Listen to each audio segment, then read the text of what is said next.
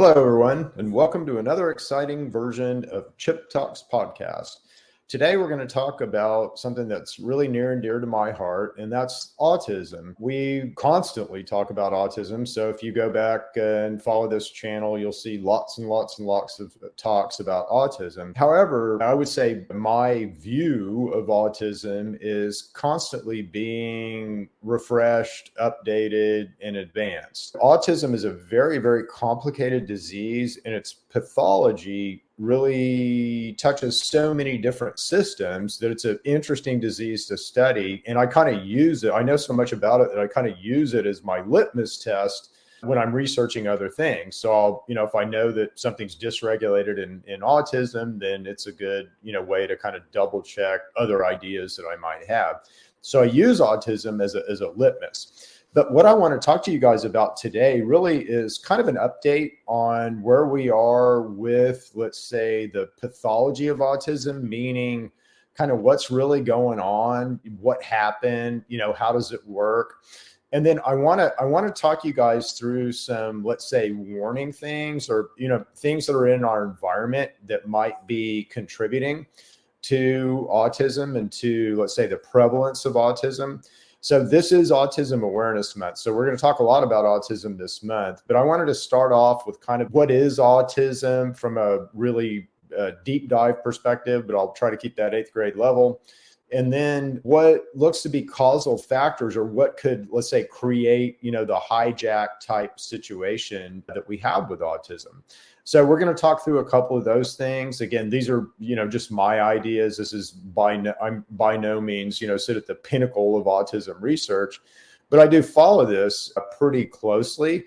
And I do pay attention. And again, there's kind of so much wrong thinking, let's say, about autism out there that I'll kind of walk you through, I guess, kind of what I think about it here. And hopefully that'll be beneficial to you guys. And again, if you're a researcher or a PhD or something out there, I'm right, first of all, but, I'm going to give you some, let's say, peer-reviewed stuff to be able to go disseminate to, judge for yourself. And I always like to do that. Again, I don't want you to take my word for it. I want you to do your own work, figure this out on your own. I'm just going to kind of give you guideposts to what to go look for. Autism can happen in a bunch of different ways, right? So we have lots of reports of kids being, let's say, born with autism. That's more unusual than kind of what happens after birth. And usually autistic symptoms will, around 1.5 years, something like that, parents, if a child is autistic, let's say at that point, will begin to see symptoms.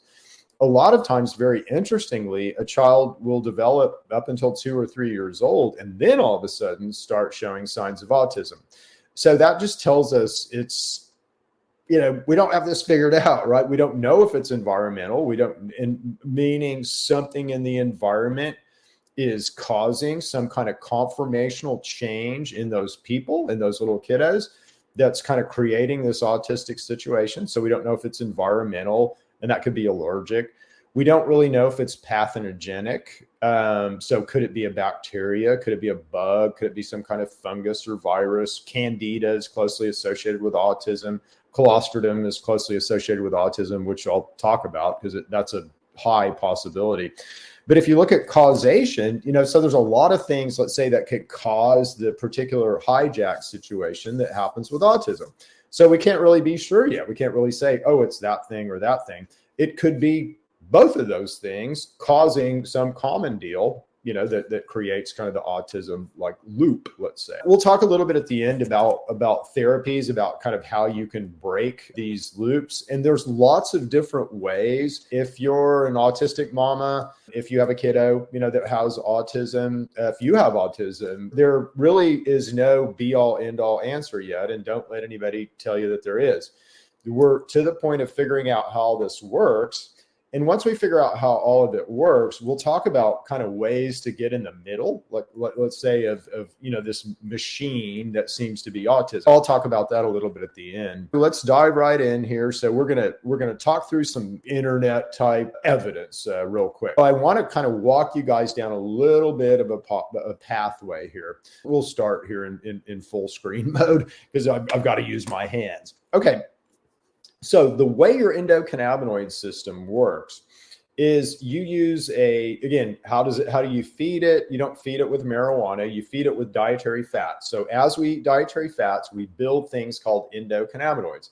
And we build endocannabinoids from saturated fat, from monounsaturated fat, and from polyunsaturated fatty acids. Our main endocannabinoid comes from saturated fat, which is inflammatory, by the way, which is interesting. So in order to control inflammation, you need something that's going to inflame you. So saturated fat will create inflammation in us. It's an inflammatory fat, but it will also create an endocannabinoid mediator called anandamide, or AEA. An AEA is the main control surface on how you run your body. If your body needs to make a change, if you need to have a thought translated to action, if your nerves need to work, if your gut needs to work, any of that is going to involve the endocannabinoid system. And you need anandamide as the main control ligand. He's the main guy that's circulating in your bloodstream that will hit a CB1 receptor and do work. Okay. So he's your main control surface. Anandamide, along with his target, which is a CB1 neuroreceptor, are your engineering work surface, your control surface, how your, let's say, brain, would censor something and also make changes to something. And those somethings could be anything from nerves to brain cells, to liver cells, to mitochondria inside of cells. Anything that you need controlled inside of you is going to have a CB1 neuroreceptor and be affected by anandamide. Super important thing to have. And again, it all comes from saturated fat. Let's look at that in autistic people. Well, autistic people are characterized by lower anandamide. They have lower anandamide than you and I do in their blood. So they have less control surface. That's kind of obvious in let's say the symptoms of autism, isn't it? I mean, they've got less control surface, let's say, to run their neurology and run their brain system. And they've got less in their gut. They've got less. You could think of this in a lot of different ways, but they've just got less ability to control things than you and I. Now, this ability to control things is in a machine, okay? And let's call it the I never will say this word right, arachidonic acid, but the AA acid pathway, okay? And so the arachidonic acid is involved in how you rebuild anandamide.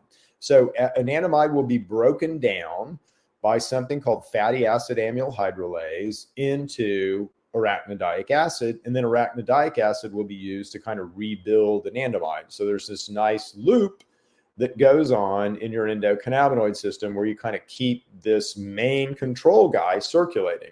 That loop is dysregulated in autistic people, so they have less anandamide. How would I dysregulate that loop? Okay, so now we're going to get into the discussion. Okay, so the loop is dysregulated in autistic people. They have lower anandamide, they have lower control surface, they have less ability to control their brain, they have less ability to control their neurology, they have less ability to control their impulses, they have less ability to control their feeding and craving behavior, less. Okay, so can we give them more? Maybe. As we begin to understand this loop, okay? So pretty important discussion, right? So if I'm autistic, I want to have this discussion with you, Chip. Let's go. All right, so let's go. So let's talk about this. What is involved in this anandamide, fatty acid amyl hydrolase, arachidonic acid loop is something called COX-2, okay? Because COX-2 can take resources from this loop. In autistic people, they don't have enough anandamide. Could something be stealing or robbing their anandamide? And yes, a likely candidate is the COX-2 neuroreceptor. Now, the COX-2 neuroreceptor is also involved in the pain response, and he's responsible for making prostaglandins. Important stuff that we'll get to here in a second. So you don't necessarily have to follow along in detail, but just COX-2 is involved in sucking up endocannabinoids where you don't have them available to the rest of your body, just like in autism, okay? So he's a likely thing that's dysregulated in autism. Now, could this happen? Is it possible for this to happen? Yes, okay? And so first of all, if we're dysregulated at, let's say, in this loop, the arachidonic anandamide fatty acid amyl hydrolase loop, a way to do that is through COX-2. Okay, so COX-2 would definitely do that, and that would disrupt prostaglandins. So COX-2 is trying to make prostaglandins, and he's trying to make a bunch of prostaglandins if you have, let's say, inflammation, right? So inflammation can kind of prompt this, can start this loop. It's more than that in autism, but this is kind of what happens under inflammation. It's also what happens under a pain response, okay? Now let's kind of look at the association between this prostaglandin PGE2, which is what COX-2 is making, and this COX-2 neuroreceptor in ASD, which is autism spectrum disorder. So I'm going to read to you. I know everybody loves that when I read, but we've got people who are listening, let's say at home, without the ability to view anything. So I will read this for the listener. But regulation of PGE2 synthesis via the modulation of COX-2 activity has been implicated in the pathogenic of neurodevelopmental disease such as autism spectrum disorder. COX-2 is the main regulator of PGE2 synthesis. Abnormal COX-2 PGE signaling is associated with behavioral symptoms of autism spectrum disorder. Why? Because you don't have enough control element, because it's all getting sucked up by COX-2. Alterations in the COX-2 PGE pathway induces differential expression of ASD-related genes. Let me read that again. Alteration in the COX-2 PGE pathway induces differential expression of ASD-related genes. So the genes aren't there that cause ASD. COX-2 expression causes the genes to be expressed. Okay? Important. Hopefully you guys are getting that. Important. Irregular COX-2 PGE signaling leads to ASD-related behaviors and social abnormalities. Thus, COX-2 may be related to ASD-like behavioral symptoms in association with PGE2. You think? The associations between COX-2 and PGE2 are presented in Figure 2. And Figure 2 is a nice little pretty picture of all this that I'm reading. Of note, prostaglandin families are endogenous toxic products of COX-2 and are actively involved in the neuronal dysfunctions induced by pro-inflammatory stimuli. So this could be caused by inflammation. It's kind of what that's a quick recap. What this is saying, though, is prostaglandin synthesis, which is what COX-2 is trying to make, and COX-2 are completely messed up in autism. And wouldn't that make sense? Because that would wreck our ability to, through our endocannabinoid reclaim machine, reclaim anandamide. And this would be the very reason why anandamide is lower in autistic people. All right. So does this let's say synergy continue? Well, let's continue on. We've all heard, certainly you mamas out there have all heard about Tylenol and autism. Tylenol is a brand name, that's sold by a company. But the underlying, let's say, medicine that's in Tylenol is something called paracetamol. And so paracetamol is the underlying medicine in Tylenol. And wouldn't it be interesting if that affected this COX-2 and COX system? And it turns out, wow, it does. So it says, although paracetamol potentially reduces pain and fever, its mechanism of action, so the way it's doing things inside of you, has so far not been satisfactorily explained. It kind of has now. It inhibits both COX-1 and COX-2 weakly in vitro, but reduces prostaglandin synthesis in vivo, meaning it is going to weakly inhibit COX-1 and COX-2. Okay, so it might help with a little bit of benefit with pain and with inflammation, but it's affecting that COX-2 system. That's the important thing. And we know that COX-2 system is disrupted in autism, as evidenced by the lack of endocannabinoids, the machine, and by autism's ability to dysregulate COX-2. COX-2 is a big guy. Now, and again, paracetamol Tylenol is directly related to COX-2 actions. So are NSAIDs. Okay, so NSAIDs would also be a risk for causing, let's say, causal factors into autism, as would glycophosphate. So there's a brand called Roundup that contains something called glycophosphate. And this is a very toxic substance to bugs, but this is used, this is a weed killer, a very common weed killer that most of us put on our lawns all the time. And guess what it does? Again, if we go down here far enough, we're going to find that glyphosate will disrupt our tyrosine, tryptophan, phenylalanine pathway. He will block and disrupt this pathway. Now, the other thing that we know about autism, and I don't have it directly on here, is that it's completely the kind of tyrosine, tryptophan pathway is completely messed up in autism. So we already know that. How could that happen? Glyphosate right here. Okay, and the other thing that this does, by inhibiting this pathway, you're not making tryptophan in the proper way, and you're not making some of these intermediaries, and they're called methoxyindoles, which is, I have trouble with some of these words, they're big words, but methoxyindoles. And these guys are intermediaries that come from this, basically this pathway, this shikimate pathway, where you make tyrosine and tryptophan.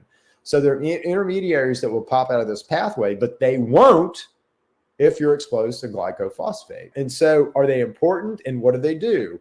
Well, again, here we are right back to the old COX-2 neuroreceptor, and they affect your ability to basically control that receptor's expression. So without this 5-methoxyindole, you express a bunch of these COX-2 neuroreceptors, and you can express a bunch of these neuroreceptors. That is not a good thing if you're in an autistic situation. In fact, you want to drop back the amount of expression of COX-2 because it's something that's dysregulated. It's too much, making too much PGE2 and sucking up too many endocannabinoids. So again, the gas is stepped on COX-2. We want to kind of take our foot off the gas. A way to take our foot off the gas is this 5-MT, but this can get disrupted if we're around Roundup, glyphosate. Two important kind of things that are not direct causal agents, but can impact the dysregulation that's already associated with autism. And that's paracetamol, which is Tylenol. Those are NSAIDs because they affect the same system. And it's also things like Roundup that contain glyphosate. We're going to talk about one more thing here real quick. And again, there's a type of bacteria, and these are normally, so the Clostridia species of bacteria are common gut bacteria. So everybody has some Clostridia type bacteria in their gut. But they can get dysregulated in certain instances. And there's a certain one, Clostridia difficile, I think he's called, that can, really cause you a lot of problems. But this is something, these Clostridia dysregulations are something that are very, very common in autism. Almost every, let's say, autistic kiddo will have dysregulated Clostridia counts. Now, these Clostridia can alter a bunch of stuff in the biome. They can basically cause enough inflammatory response to set up this whole COX-2 step on the gas loop. And that's looking like exactly kind of what's happening. In fact, we might just do this here. This is always risky, but I'll bet you we can do a quick search here on Clostridia and COX-2 and look at what we find here. So we report here that toxin A induces expression. So stepping on the gas of COX-2. And, what I'm presenting to you guys, this is enough evidence to support writing a peer-reviewed paper to say, hey, we've likely got autism figured out. It's going to have to do with the dysregulation of COX-2 and a pathology of COX-2. Now, the cool thing is, as we know this, there are things that will inhibit the expression of COX-2 that would definitely help an autistic person. We've attacked autism, you can attack autism in a bunch of different ways. So let's assume that this is the problem, this, PGE2, COX-2, lack of endocannabinoids, but the reason for it is COX-2. So how could you attack that problem? Well, you could attack that problem by de-expressing COX-2 neuroreceptors in certainly on macrophages where they appear to be really dysregulated in autism. So that would be a way to do it.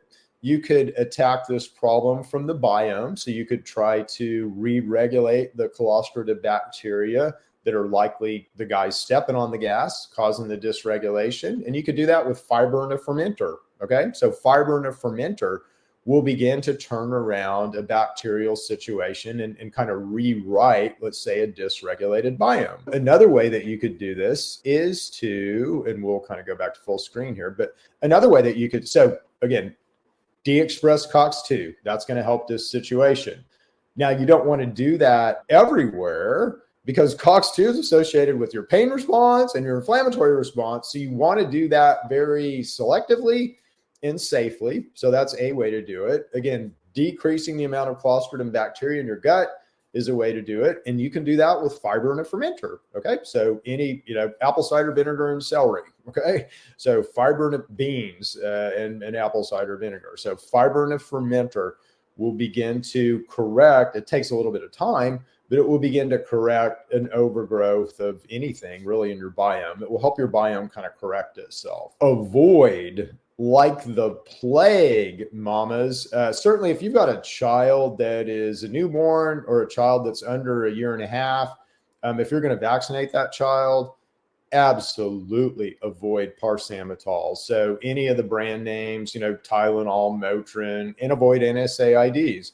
If your child has a fever, again, not to kind of try to sell our own products, but we have a product in True Medics called Calm that will cut a fever, very dramatically cut a fever. So there's things in nature and there's things that people offer where you can find a Tylenol-like replacement to put on your shelf. A real common thing that happens, and this, again, is this causal? There's some studies that say that it is, okay? So there's some studies that say that it isn't. And again, it's just related to this whole situation. There's lots of ways to, let's say, create this loop and cause autism, if you will, but Clostridium is the easiest way to do it. So, and that appears to be the most likely. Another way to do it, and another way to disrupt your biome and kind of leave you unprotected, and this seems to happen a lot, is mom and dad will take their kiddo in for the MMR vaccine.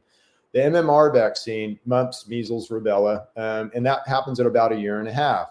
The MMR vaccine will cause your child to run a fever. And if your child is running a high fever, this same situation applies. So fever is the important thing, but it's caused by a vaccine in this case.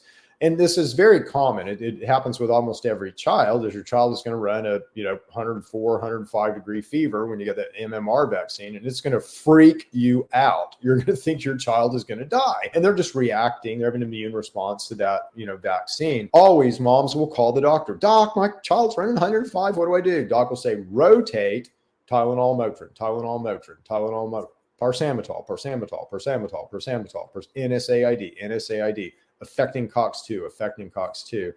It's also when you give a child with fever parsamitol has to be unactivated inside of you. It'll become a poison inside of you if it's not unactivated. And again, your body just naturally will unactivate it, but it will unactivate it with something called glutathione. And glutathione is what protects your liver from oxidative stress and oxidative damage. And so this is exactly what happens when you have a fever. You've got competition for glutathione. Now you take parsamitol, and that parsamitol's just got free access to wreck your liver.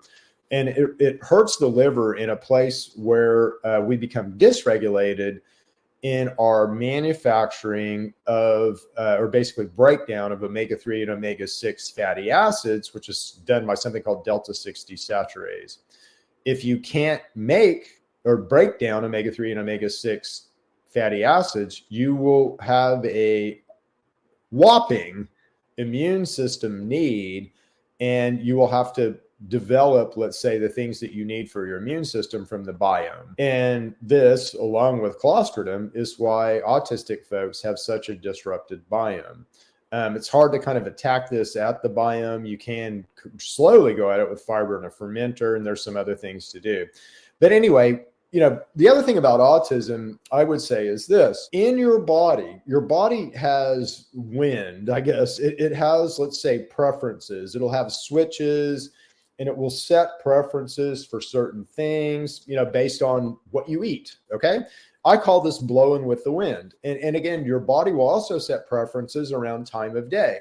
So there's certain times of day that your body will be, let's say, energizing your liver and kind of doing things in your liver, or energizing your kidneys and doing things in your kidneys. And that's literally like clockwork. It happens like clockwork every single day. That stuff will happen. Okay. And again, if you disrupt that, you're hurting yourself. You're disrupting a natural process in your body where your body's trying to energize and repair and all that, right? So those things happen like clockwork every day. When we eat, again, we set a tone that's different than when we're not fed. So fasting and fed sets tones. And then if we're inflamed or not, depending on our environmental stimulus, all different kinds of things begin to set these tones inside of us. So if I'm set down here in a state, let's say I'm fasted, it's 3:00 in the afternoon, I haven't really taken any supplements, I haven't drinking much water, I'm breathing regularly, I'm not exercising. So all of those things will set a condition or a state. It's different than if I am exercising or if I'm not drinking water, or, whatever. Those states are different. Now, if I'm in this state, I may be favoring disease, and I may need to move myself out of this state to not favor disease. And this is exactly what I'm talking about with all these aspects of autism. So autistic people, have these same states, but their state is different because they have autism. So it's kind of operating at a different level. Well, if I want to change this state, let's say to a more normal type profile, again, I have to be conscious of everything that's pushing and pulling on that state. So like fasting and fed, and like time of day, and like, your immune status, and are you, tweaked from something in your environment or clostridium or not. So as we try to move those states, we have to take all these things into account. And if we sort of block and manage all of those pathways, it's really easy to get somebody to change state. We do that all the time. That's what we do, with our products in TrueMedic. But it's harder with autism because there's a lot more going on. So we're getting there. That's the good news. We're getting always to a better understanding of this disease state. As we share this information with other researchers, I really hope other researchers will watch this, listen, go, wow, Chip, that's really cool. Let's talk. We need to collaborate. Those that are working on us in kind of a non-greedy, non-business-like manner, we really need to kind of solve this problem. But this problem is solvable. There's enough knowledge, let's say, out there now to solve this problem. It needs some lab work. It needs some, let's say, money, thrown at it, but it's a solvable problem. We'll leave it there for today. We will be back next week with another segment on autism. So we'll just talk about this from a little bit different aspect, but hopefully you guys have enjoyed this one, and we will see you next week for another exciting version of Chip Talks Podcast. See you guys. Bye.